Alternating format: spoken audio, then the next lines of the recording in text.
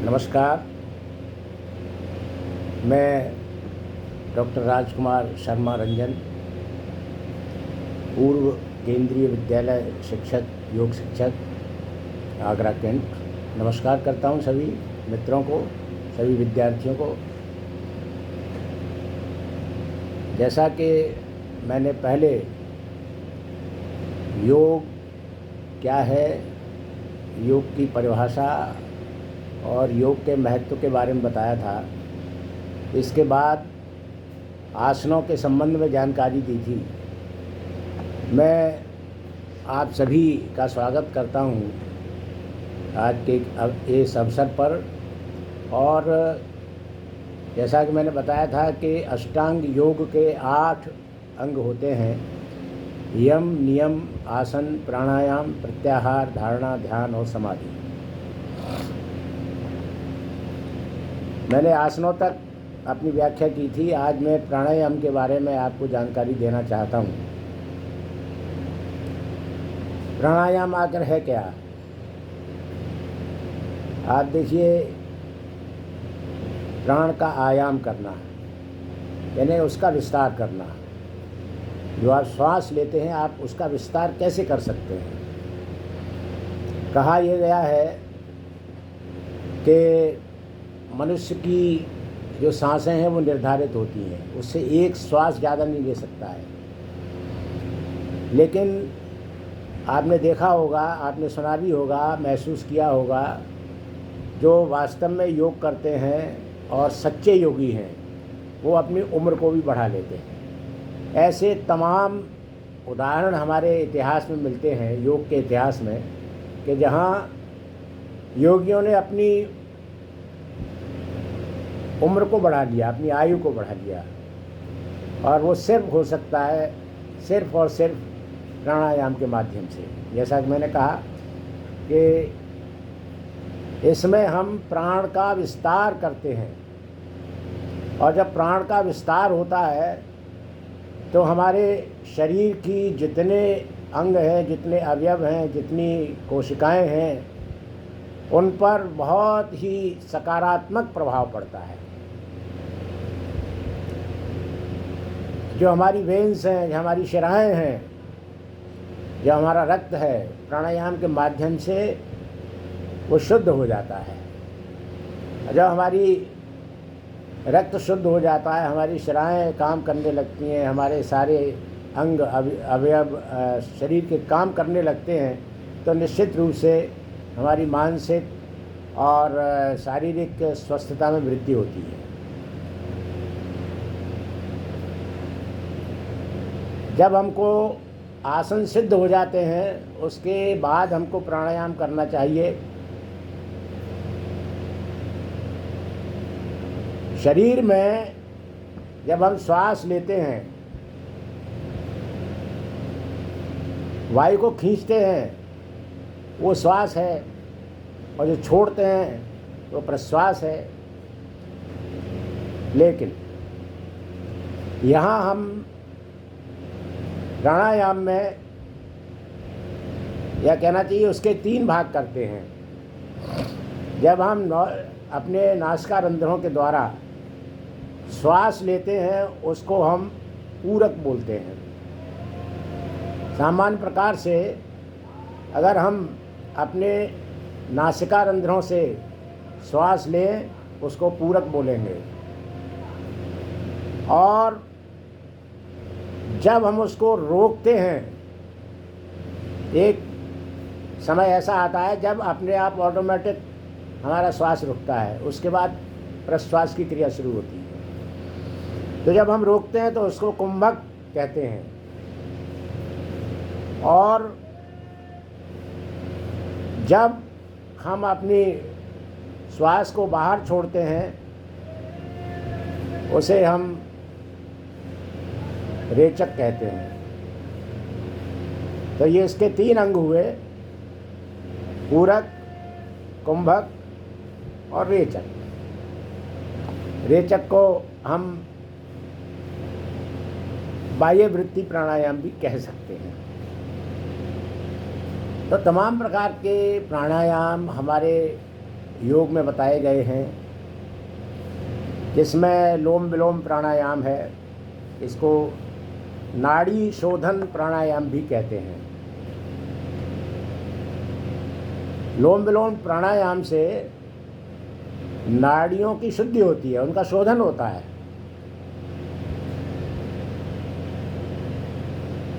और जैसा कि मैंने आपको पहले भी बताया कि ये सब क्रियाएं, ये सब योग जो भी किया जाए वो खाली पेट होना चाहिए। आपके अंदर संकल्प शक्ति होनी चाहिए, आपके अंदर दृढ़ इच्छा शक्ति होनी चाहिए, तब हम जा कर के कोई भी अंग को हम प्रतिपादित कर सकते हैं अपने जीवन में। तो जैसा कि मैंने कहा कि एक प्राणायाम लोम विलोम प्राणायाम है, दूसरा सूर्य भेदन प्राणायाम है। सूर्य भेदन प्राणायाम, जैसा कि इसका नाम है सूर्य भेदन, तो इसका मतलब ये हुआ कि इससे हमारे शरीर में अग्नि का संचार होता है। और ये कहा गया है कि इस सूर्य भेदन प्राणायाम को जाड़ों में करना चाहिए, क्योंकि इससे अग्नि उत्पन्न होती है। बहुत सारे लोग जो पहाड़ों में योगी होते हैं, वहाँ तो बहुत बर्फ़ पड़ रही होती है, तो वो लोग इन दिनों में सूर्य भेदन प्राणायाम करते हैं और अपनी शरीर को जागृत करते हैं सूर्य के भेदन प्राणायाम के माध्यम से। इसी प्रकार से और भी प्राणायाम है। उज्जाई प्राणायाम है, शीतकारी है, शीतली है, भस्त्रिका है, भ्रामरी है। इसके अलावा मूर्छा है, केवली है। ये अनेक प्रकार के प्राणायाम है, लेकिन जो विद्यार्थी वर्ग है उसे, जैसा कि मैंने बताया कि जाड़ों में वे सूर्य भेदन प्राणायाम करें तो उनके अंदर एक शक्ति पैदा होगी, एक ऊर्जा पैदा होगी और वो उसका पढ़ाई में इस्तेमाल कर सकते हैं। उनको ठंड नहीं लगेगी अगर वो रोज़ाना करते हैं तो। इसी प्रकार से विद्यार्थियों के लिए गर्मियों के दिनों में शीतकारी और शीतली प्राणायाम बताया गया है, जो कि मुंह के माध्यम से हम श्वास लेते हैं। जब श्वास आती है तो हमको ठंडी श्वास लगती है और वो हमको बहुत अच्छा अनुभव कराती है। जाड़ों के अंदर सूर्य भेदन प्राणायाम और गर्मियों में शीतकारी और शीतली प्राणायाम विद्यार्थियों को करना चाहिए। और एक और प्राणायाम है जो कि विद्यार्थियों के लिए बड़ा उपयोगी है, और वो है भ्रामरी प्राणायाम। जब मैं केंद्रीय विद्यालय में था तो असेंबली में मैं भ्रामरी प्राणायाम अवश्य कराता था और 2000 बच्चे भ्रामरी प्राणायाम को करते थे और बड़े मनोयोग से करते थे और उनको बड़ा आनंद आता था।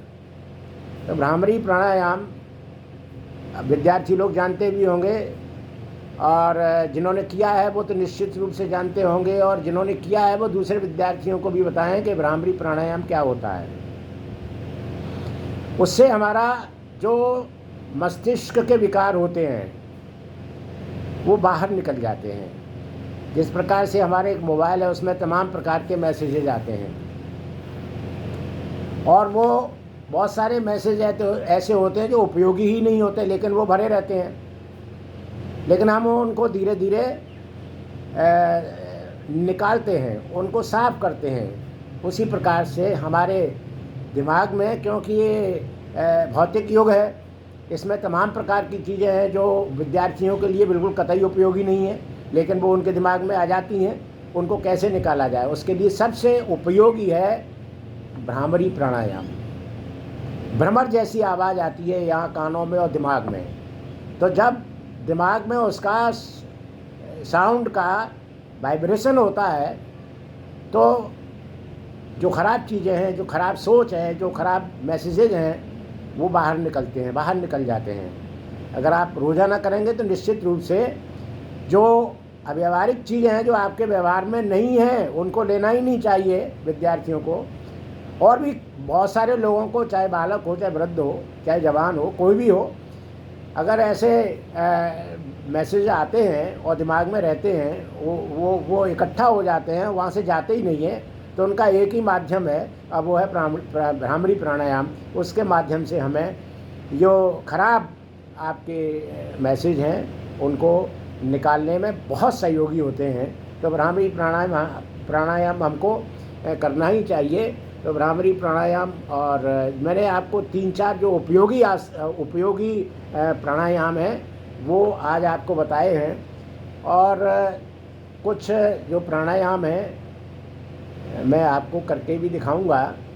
लेकिन ये जो प्राणायाम है, जो मैंने 3 प्रकार के प्राणायाम बताए और उसकी एक विधि बताई। विधि यही है कि आपको श्वास, अगर आप लोम विलोम प्राणायाम करते हैं तो आपके दोनों नोस्ट्रल काम करते हैं, दायां और बायां। उसकी एक विधि होती है। वो जैसे कि लोम विलोम प्राणायाम करना, तो बाएं से आप पहले बाहर निकाल दीजिए, फिर उससे आप अंदर श्वास को ग्रहण करेंगे, फिर दूसरे नोस्ट्रल से निकालेंगे, और जिससे निकालना है उससे ही फिर वापस लेंगे, और वही प्रक्रिया आपकी बार बार चलती रहेगी। तो लोम विलोम प्राणायाम बहुत ही उपयोगी है। इसको आपको करना है। लोम विलोम प्राणायाम करना है, नाड़ी शोधन प्राणायाम करना है, जिसको सूर्य भेदन प्राणायाम बोलते हैं, और उज्जाई प्राणायाम करना है, जो गले के लिए बहुत अच्छा प्राणायाम है। और उसको करने से आपका गला सुंदर होता है, आपकी आवाज़ अच्छी आती है, और सारी नाड़ियों का शोधन, ये बहुत बड़ी बात है। आप जब आपकी नसें रुक जाती हैं, ब्लॉक हो जाती हैं, तभी तो आपको हार्ट अटैक होता है। अगर आपकी नसों का ब्लॉकेज नहीं होगा तो आपको हार्ट अटैक भी नहीं हो सकता है। तो जो लोग स्वस्थ रहना चाहते हैं आज के जीवन में, उनको योग को अपनाना है, और योग को अपनाएंगे तभी हमारा कल्याण होगा, अन्यथा हमारा कल्याण असंभव है। तो मैं आपसे यही निवेदन करता हूँ कि आप प्राणायाम करें और अपने जीवन में मानसिक और शारीरिक रूप से स्वस्थ रहें। बहुत बहुत धन्यवाद, बहुत बहुत आभार।